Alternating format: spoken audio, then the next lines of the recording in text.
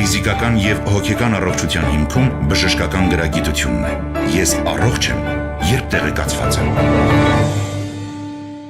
Ողջույն հարգելի ունկնդիրներ, ձեզ հետ Լուսի Քոչարյանն է, ես առողջ եմ հաղորդման շրջանակում։ Առաջիկա 30 րոպեներին մենք զրուցելու ենք կրծքագեղձի քաղցկեղի մասին, քանի որ հոկտեմբերը կրծքագեղձի քաղցկեղի իրազեկման ամիսն է, փորձելու ենք որքան հնարավոր է շատ գիտելիք հավաքել այս եթերի ընթացքում։ Մեզ կարող եք ունկնդրել նաև arm.radio.am կայքի on-line ռեժիմով, live stream-ի տարբերակով, հասանելի ենք երկու ձևով էլ։ Տեսագրություն, ձայնագրությունները տեղադրվում են այս նույն կայքում ես առողջ եմ բաժնում եւ իհարկե միացեք մեզ Facebook-յան հարթակում հայատար գրված Հայաստանի հանրային ռադիո Facebook-յան էջով այստեղ մեզ կդիտեք live stream-ի տարբերակով մեկնաբանություններում էլ կարող եք թողնել հարցեր, դիտարկումներ, ինչպես միշտ ես դրանց հետևում եմ եւ մեր նախանշած հարցերից բացի կարող եմ նաեւ ձեր հարցերն ուղղել մեր այսօրվա հյուրին Ներկայացնեմ ում հետ ենք զրուցելու Ֆանարջյանի անվան ուռուցքաբանության ազգային կենտրոնի մամոլոգիական բաժանմունքի բժիշկ-ուռուցքաբան Արտյոմ Սիմոնյան, ողջույն բժիշկ։ Արաձես։ Շնորհակալություն թեմայի առաջարկի համար։ Ես շատ կարևորում եմ տարբեր տեսակի քաղցկեղների մասին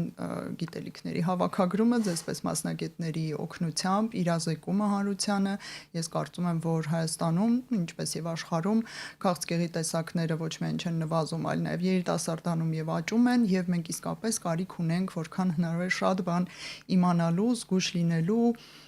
կանխարգելելու եւ ընդհանրապես տեղյակ լինելու։ Այսօր փորձենք հասկանալ կրծքագեղձի քաղցկեղը բոլոր տեսակների մեջ եւ հատկապես կանանց համար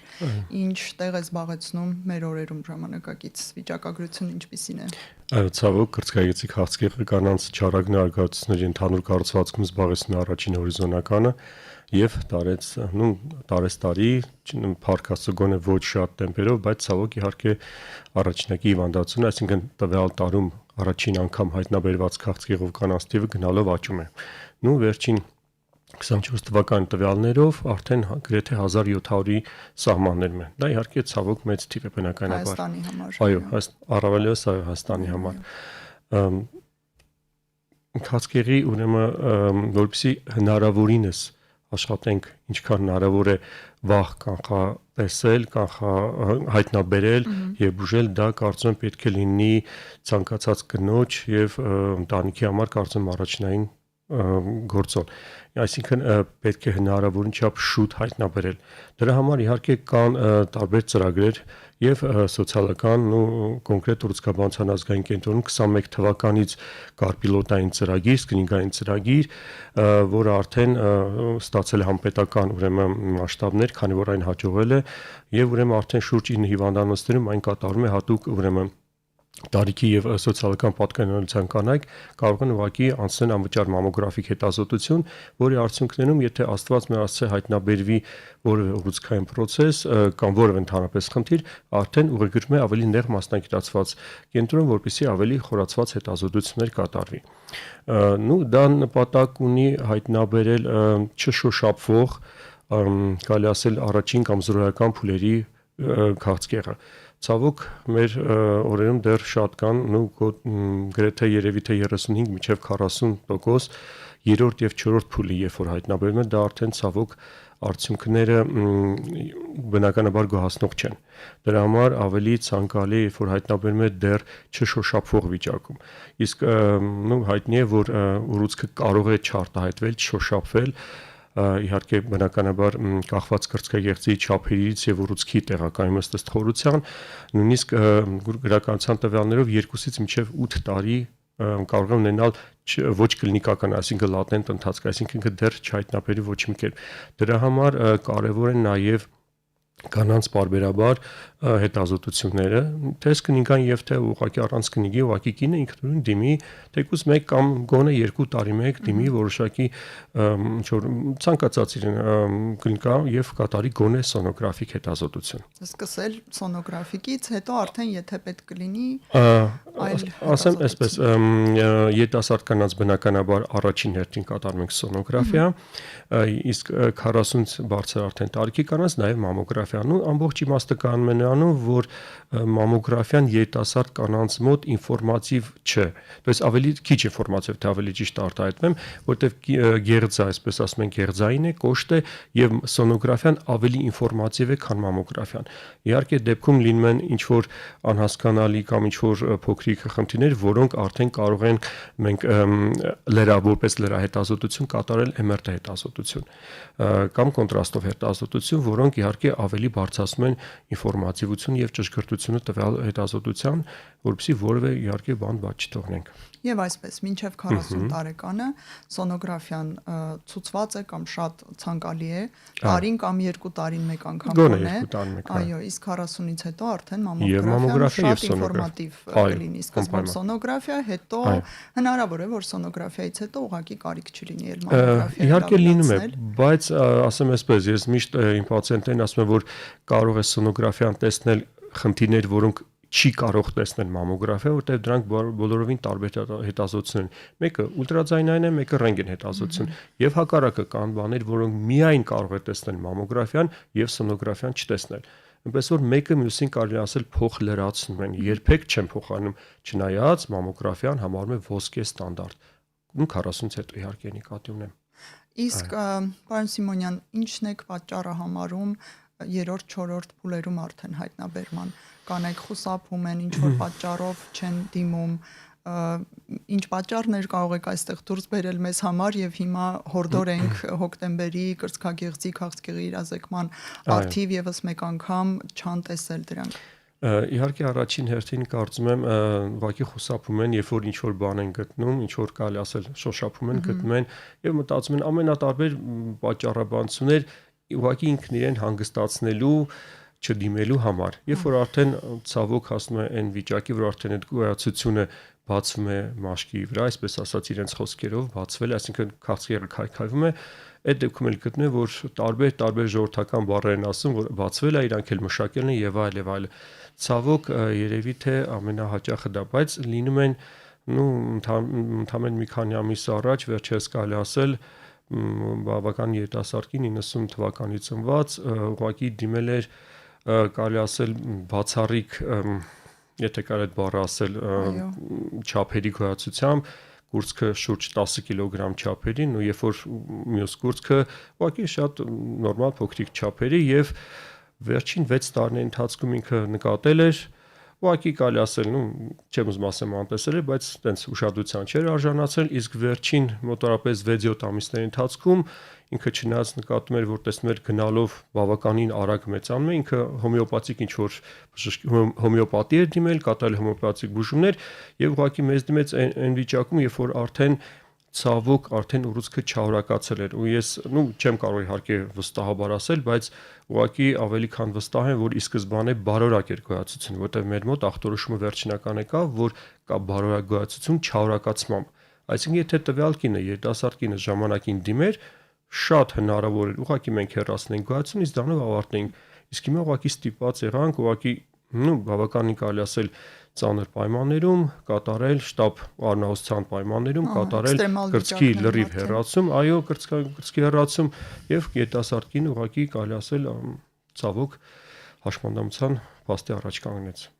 Եվ էլ չասած, որ 3-րդ, 4-րդ փուլերի դեպքում մահացության տոկոսն է բավականին բարձր։ Իհարկե, ցավոք, այո, դա լինում է, որտեղ բուժումը արդեն այն արդյունավետությունը չունի, որը կունենար բնականաբար վաղ հայտնաբերման առաջին կամ երկրորդ փուլերի դեպքում, իհարկե։ Պարոն Սիմոնյան, փաստորեն մենք Հայաստանում, խոսում ենք Հայաստանի մասին, ունենք երկու խնդիր։ Մեկը անտեսելը կամ ինքնախապեյությամբ, վախի այդպես գործոնով ազդեցությամբ զբաղվելը, եւ երկրորդն էլ ոչ դիպլոմավորված եւ ոչ ապացուցողական բժշկության դիմելը, այլ փորձել այլընտրանքային տարբեր մեթոդներ։ Փաստորեն հերիք չի անտեսել է, այստեղ ավելանում է նաեւ ժամանակ ու ֆինանս ու էլ ամեն ինչ կորցնել հոմեոպաթիկ կամ այնտեղ հարգելի ունկնդիրներ ուշադիր եղեք, երբեմն ասեղնաբուժության միջոցով են քաղցկեղի դեմ պայքարում եւ այլն։ Սրանք ծախսում են, վատնում են ձեր ժամանակը, նյարդերը, ֆինանսական ռեսուրսները եւ այլ ինչ ասես ու հետո արդեն բանից անցնում։ Այո, ցավոք շատ տարբեր, այլ փառքացու իհարկե բավականին ժամանակ էլ սիսեռաբուժությամբ չեն դիմում բավականին ժամանակ, բայց վստահ եմ էլի կլինեն։ Գիտեք, կարևորը նաև որ ես միշտ ասում, եթե տվյալ մեթոդը օգուտ չտա, գոնե վնաս չտա, բայց մի կարևոր բան կա, մի վնաս միևնույնը պարտադիր լինում է, դա ժամանակն է։ Այսինքն ժամանակի կորուստը, այո, հենց դա ուզում ասել, ժամանակի կորուստը դա արդեն ամենամեծ վնասն է։ Եթե նույնիսկ ինչ որ ձև գոնե ընդունենք, որ այդ ուռուցքի ավելի ակտիվացման, ավելի ինչ որ տենց ագրեսիվացման որևէ ինչ որ միտում չի եղել։ Գոնե ժամանակը հաստատ ցավոք տվյալ պացիենտը կորցնում է։ Եթե անդրադառնանք արդեն բունգանգատներին, մենք արդեն եզրակացնում ենք, որ սա բավականին դանդաղ ընթացող քաղցկեղի տեսակ է, ագրեսիվ չէ եւ կայծակնային չէ, լատենտ շրջանել ունի, իսկ եթե գանգատներ են արդեն սկսվում, բացի շոշափելիությունը, իհարկե դա պարզ է, այլ ինչ նախանշաններ կարող են լինել, որ պետք է ուշադրություն դարձնել։ Ну իհարկե լինում են նաև բավական արագ տեմպերով զարգացող ցավոք ուռուցքներ, բայց սովորաբար ինչ նախանշաններ կարող են լինել։ Ну առաջինը պտուկի ներքաշվածություն։ Այսինքն երբ որ գոյացություն չի շոշափվում, բայց կինը զգում է, որ մանավանդ առավելապես ձեռքի դեպի վեր զատելու դեպքում նկատում է, որ պտուկը ներքաշվում է, միգուցե սովորական դիրքով չնկատի։ Պտուկից արտադրություն, որը կարող է նույնպես լինել նախանշան որևէ աստված մեր Աստծո զարգացող չարակ process-ի։ Երևի թե հիմնականում դրանք են, բայց իհարկե բնականաբար կան process-ներ, որոնք ցավոք շատ ավելի արագ են զարգանում եւ արդեն սпасել չեն տալիս կինը։ Իսկ տեսակներ ունի կրծքագեղձի քաղցկեղը, ինչ որ խմբերի կարող ենք բաժանել։ Այո, իհարկե բազմաթիվ տեսակներ կան, իհարկե այնտեղ մենք հիմնականում երկու տիպ ենք առանձնացնում, որոնք շատ ավելի ագրեսիվ են, այսպես եթե կարելի է բնութագրել, դրանք հերթրական եւ եռակի բացական տեսակներն են, իսկ մնացածը ավելի շատ լումինալ տիպերը առանձնացնենք որպես համատաբար ավելի մեղմ, բարակ ընթացքով, եթե այդպես կարելի ասել, դանդաղ ընթացքով հիվանդություն է, այո։ Ռիսկի գործոնները ինչ են անում կանայք, որը վատ է անդրադառնում կրծքագեղձի առողջության վրա եւ հղի է այսպես չարարակացման, ինչից պետք է խուսափենք, զերծ մնանք, դե բացի այդ չեքափերը, այսպես ասած, սկրինինգային, ինչ խորհուրդ կտաք։ Ну իհարկե այստեղ կարևոր գործոններից է հղիության ընդհատումները, որ ցանկալի է, որ ուղղակի հղիության ընդհատումներ չլինի։ Այդ մեկ, հաջորդը բնականաբար դա կերակրել, այսինքն ցանկալի է, որ կինը բալիկ ունենալուց հետո, միջինում գոնե 6 ամսից մինչև 1 տարի կերակրի, որտեվ ցավոք հիմա կա մի փոքրիկ տենց, որ տարբեր դեղամիջոցներով եւ կամ ուղղակի որոշում են, որ պետք է ասենք չկերակրեն, այլ տարբեր նկատառներով, այո, իրենց կազմվածքը պահպանի եւ այլ նման խնդիրներ իհարկե ցավոք նույնպես կան, հիմա նկատվում են։ Կա այսպես նաև կոչված ժառանգական գործոնը, ցավոք ունենում ենք դեպքեր, որոնք ուղղակի վերջերս ընդամենը մի քանի կարելի ասել որ առաջ վիրահատություն են կատարել, որ տվյալ երիտասարդ, բավական երիտասարդ կինը 30 տարեկան ուղղակի եւ քրոջ, հորաքրոջ, մորաքրոջ, տատիկն, այսինքն մոտ 5-6 շատ մոտ հարազատների մոտ կա կրծքագեղձի քաղցկեղ եւ մենք խորհուրդ ենք տալիս, հորդորում ենք, որ գոնե մոտ հարազատները անկախ նրանց ունեն գանգատներ, չունեն նկատելի, չնկատելի անպայման գոնե որոշակի տարիքից ասենք, թեկուզ միջև 30 տարեկան մոտ գոնե սկսեն արդեն պարբերաբար հետազոտվել, որտեղ ցավոք իրենց մոտ բավականին բարձր է ռիսկը, որ կարող են նույնպես նկատվել չարակ նորագործություն։ Բարձր է, բայց պարտադիր չէ, հա, կարելի է նաև։ Չէ, բնականաբար բացարձակ պարտադիր չէ, բացարձակ, ուղղակի դա արվում է ավելի շատ, որպեսզի Աստված մեր Աստծո եթե հայտնաբերվի, գոնե ժամանակին վաղաժամ բուժել, դա արդեն սկսած եւ վիրահատությունը եւ քիմիաճառագայթային բուժումներ, որպեսզի ընտրել կնոջ համար հնարավորինս ֆիզիկական եւ հոգեբանական քիչ տրավմատիկ այսինքն խոսքս ավելի շատ տանում դեպի վիրահատության մասին է խոսքս, երբ որ հնարավոր է փոքր ուռուցքի դեպքում կուրծքը պահպանել կամ թեկուզ եւ մասնահատել, քան ասենք թե գնալ ավելի տրավմատիկ հաշմող այդ արմատական վիրահատությունը, այսինքն կրծքի հեռացման։ Մենք վիրահատության այսօրվա միտումներից, այդ մոտեցումներից, սկզբունքներից անպայման ավելի մանրամասն կխոսենք, եկեք անդրադառնանք նաև բարորակ փոփոխությունների նորագործություններին, որոնք են ամենատարածվածները եւ ինչ տարիքային այսպես կոնտինգենտի մոտ ու հասկանանք սրանք արդյոք անպայման փոխակերպվում են չարորակի կամ ընդհանրապես այդ միֆը կա էլի, փորձենք հաստատել կամ հերքել։ Չէ, բարեբախտաբար իհարկե բոլորը չեն որ փոխակերպում են, այստեղ ավելի շատ առավել հաճախ հանդիպում են մաստոպաթիաները, որոնք իհարկե բնորոշ են ավելի երիտասարդ կանանց։ Դրանց հիմնական պատճառները գինեկոլոգիական ոլորտի եւ հորմոնալ ոլորտի, հիմնական վահանաձև գեղձի եւ ձվարանների հորմոնալ փոփոխություններին ու չասեմ հիվանդությունների, բայց փոփոխությունների արդյունքում առաջացած որպես հետևանք, այսինքն պատճառը լինում է որևէ խնդիր, որին ի հետևանք առաջանում է մաստոպաթիան։ Դրանց հիմնական հանդիպող ձևերը դրանք դիֆուզ, այսինքն երբ որ ամբողջական կրծքի, բնականաբար կրծքագեղձերի փոփոխություններ են, կիստաներ, ֆիբրոմաներ, ֆիբրոզ փոփոխություններ, ֆիբրոադենոմաներ, այստեղ ավելի պետք է քիչ ուշադրություն դարձնել օջախային փոփոխություններին։ Որտեվ օջախայինը ավելի միտում ունի կարծես թե process-ի ավելի ակտիվության, այսինքն կան օջախային մաստոպաթիաներ, որոնք ցավոք ինչ որ ժամանակ հետո բերում են քաղցկեղի առաջացման։ Մենք ավելի շատ ուշադրությունը կենտրոնացնում ենք օջախային փոփոխությունների, որոնք ինչ որ գեղձի տվյալ հատվածում ավելի ակտիվություն են ցուցաբերում։ Դիֆուզ փոփոխությունը որպես կանոն մենք խորհուրդ ենք տալիս կամ գինեկոլոգի կամ էնդոկրինոլոգի, որպեսզի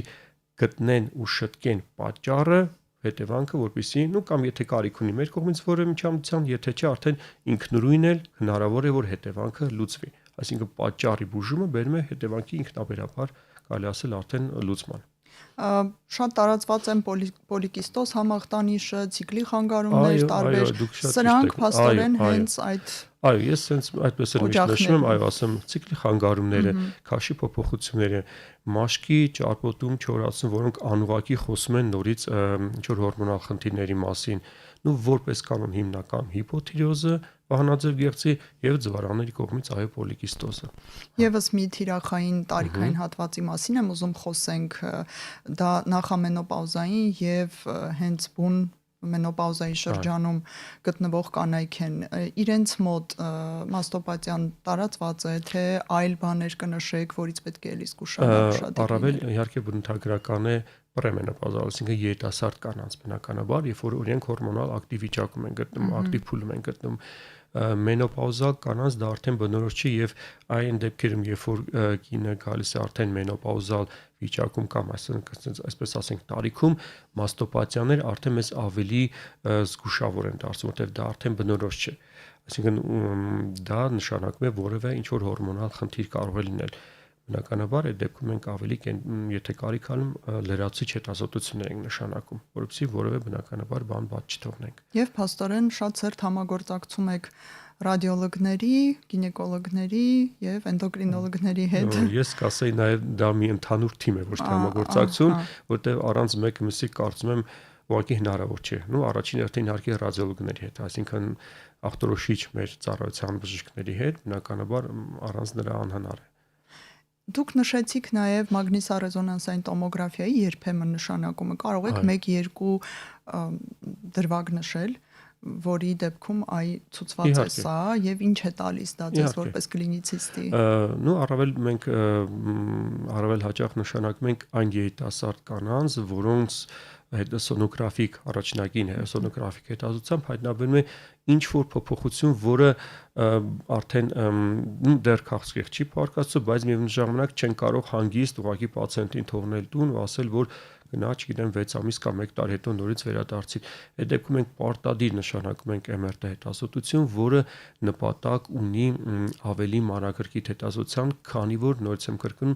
ինֆորմատիվությունը եւ զգայունությունը բնականաբար ավելի բարձր է։ Հաճախ մենք հանդիպում ենք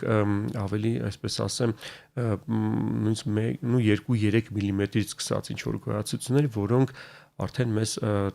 որոնք ցավոք երբեմն հնարավոր չի լինում բիոպսիայի ճանապարհով, այսինքն մինչ վիրահատական ախտորոշիչ որևէ գործողություն կատարել, բիոպսիա կատարել, որտեղ ուղղակի զուտ փոքրության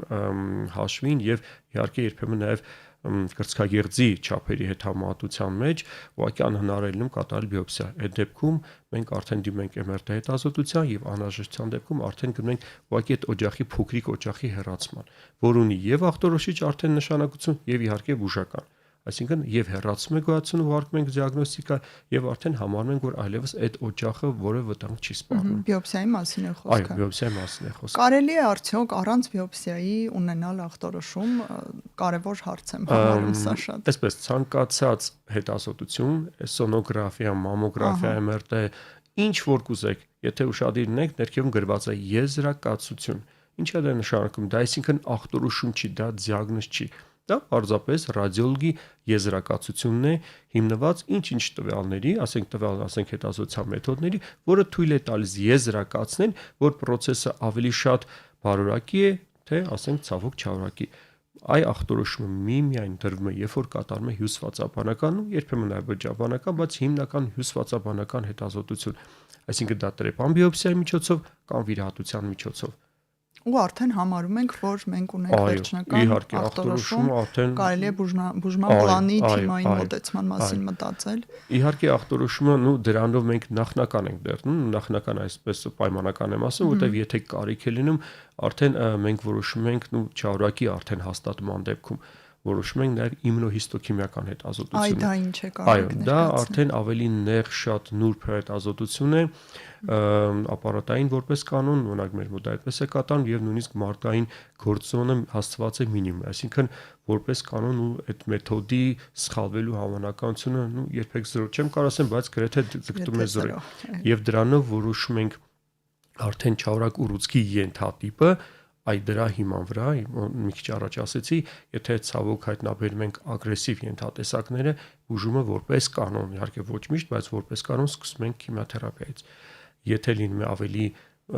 բարորակ ընթացքով, այսպես ասել, կանխատեսվող բարորակ ընթացքով կանխատեսվող ցավոք չարորակ ուռուցք, այդ դեպքում իհարկե հարցը բարձրացում է վիրահատության։ Այսինքն սկզբից գնալ վիրահատական միջամտության, հետո իհարկե եւս անպայման քննարկում ենք, կարծում հիմա բոլոր կլինիկաներում որտեղ զբաղվում են տվյալ խնդիրներով կա այսպես կոչված տումոր բորդ, այսինքն դա հատուկ բժշկական խումբ է, թիմ է տվյալ հիվանդանոցում, որտեղ պարտադիր վիրաբույժ, քիմիոթերապևտ, հիստոլոգ, այսինքն հյուսվածաբան, ռադիոլոգ, դիագնոզ, ճառագայթաբան իրենց բաժինն ունեն անպայման եւ որևէ մեկի ցանկացած այս կարելի ասպես ասել վետոյի իրավունքով որևէ մեկի մերժումը բնականաբար ուղղակի պացիենտին թույլ չեն տա, գոնե մեր կլինիկայում վստահաբար թույլ չեն տա որևէ բուժում սկսել, անկախ լինի քիմիա, թե ճառագայթային, թե վիրահատություն։ Այսինքն պարտադիր բոլոր մասնագետների պետք է միաձայն լինի որոշումը, որից հետո արդեն պացիենտին կարող է տվյալ բժիշկը արդեն զբաղվել կոնկրետ բուժումներով։ Իսկ ձեր նշած վատ սցենարի դեպքում քիմիոթերապիայից հետո այնուամենայնիվ վիրահատական որևէ միջամտություն արվում է, թե ոչ։ Մենք երբեմն հարց ենք բարձրացնում նախնական, ասենք նեոադյուվանտ քիմիոթերապիայի, ինչու որպեսզի ուռուցքը փոքրացնել եւ ստեղծել պայմաններ վիրահատության համար, այսինքն օրգանապահպան վիրահատության համար, որը բնականաբար հետագայում կնոջը հոգեբանական, ինչու՞ չէ առաջին հերթին եւ նաեւ ֆիզիկական բնականաբար լիարժեքություն է ապահովում, այսինքն այո, ցավոք լինում են դեպքեր, որ ուղղակի որևէ այլ տարբերակ չկա, գնում են քիմիոթերապիայի, այո, որպեսզի ուղղակի ուրիշ հնարավոր չէ, որ վիրահատություն կատարել ցավոք արդեն բարձր թողի դեպքերում, բայց ավելի հաճախ մենք դիմում ենք եւ նախապես այդ ուռուցքը հատուկ մարկերով նշագրում ենք կրծքի մեջ, որտեղ շատ ժամանակ մենք հրաշալի արդյունքներ ենք ունենում, այնքան որ ուղղակի չի հայտնաբերում։ Պարզապես այդ փոքրիկ հատվածը արդեն հեռացնում ենք, որպեսզի հետագայում տեղային կրկնողության ռիսկը նվազեցնենք կամ գոնե բերենք, ինչպես ասում են, որպեսզի ձգտի 0-ի։ Այնպես որ այո, շատ հաճախ մենք ունենում ենք նման միտում նախավիրահատական քիմիոթերապիայի։ Փաստորեն կարող է կիսով չափ օրինակ եւ նույնիսկ ավելի փոքրանալ, որ սա հատուկ եմ նշում, որովհետեւ մեր երկրում նաև այդ վաղ կա քիմիոթերապիայից, որ ծանր կտանեն, որ անիմաստ է դա, իզուր չարչարում է օրգանիզմը եւ այլն, մի փոքր էսպիսի վերաբերմունք նկատվում է։ Բնականաբար քիմիոթերապիան դա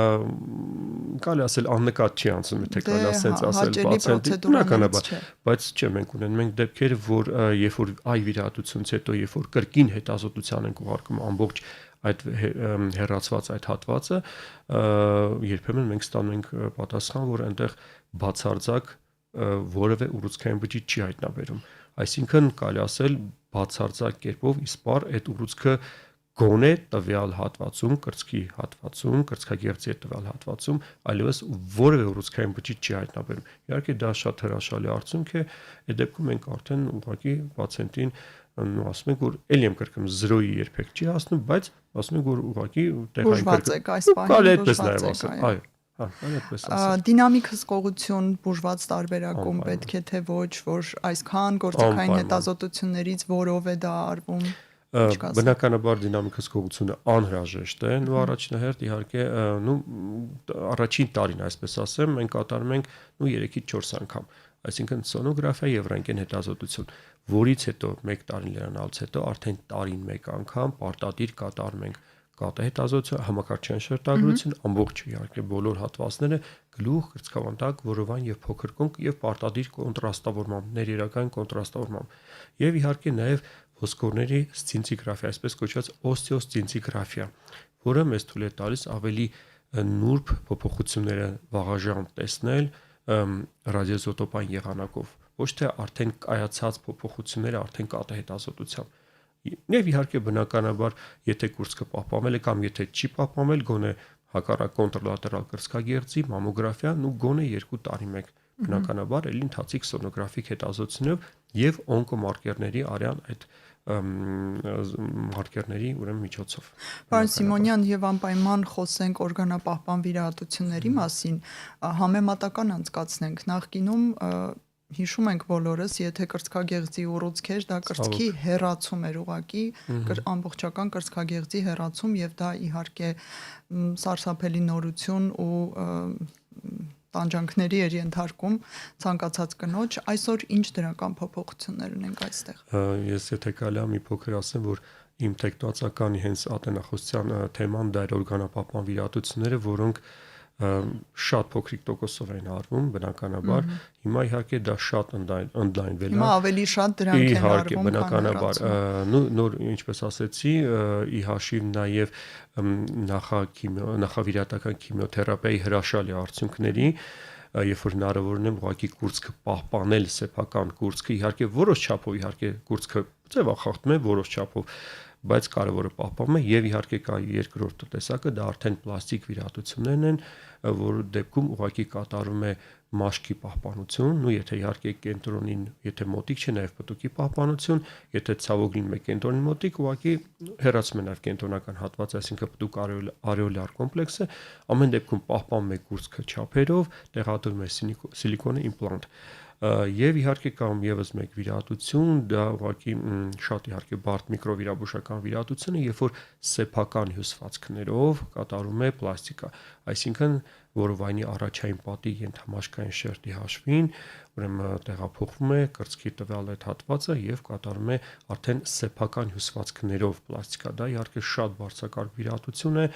ու վստահ եմ Հայաստանում շատ քիչ տեղեր են արում, ու մեր հիվանդանոցում կոնկրետ կա վիրաբույժ, որով եւ դրանով զբաղվում է։ Այսինքն ըստ էության Հայաստանում հասանելի են ձեր բոլոր նշած վիրահատական այդ ռեկոնստրուկտիվ օրգանապահպան տարբերակները եւ այսօր կարիք չկա օրինակ անպայման գնալ դրսում անել։ Այդ հարցին ես միշտ պատասխանում եմ իրավունքը եւ ընտրությունը ձերն է, բայց իհարկե հասկանում ենք։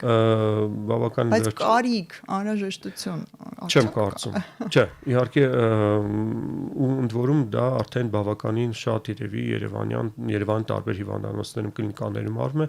ու կարծում եմ որ բավականին գնալով, չասեմ օրեցօր, բայց ամսամիս ավելի քանակը այդ վիրահատությունների ավելի շատանում է։ Նույնիսկ արդեն դրսից արտերկրից գալիս են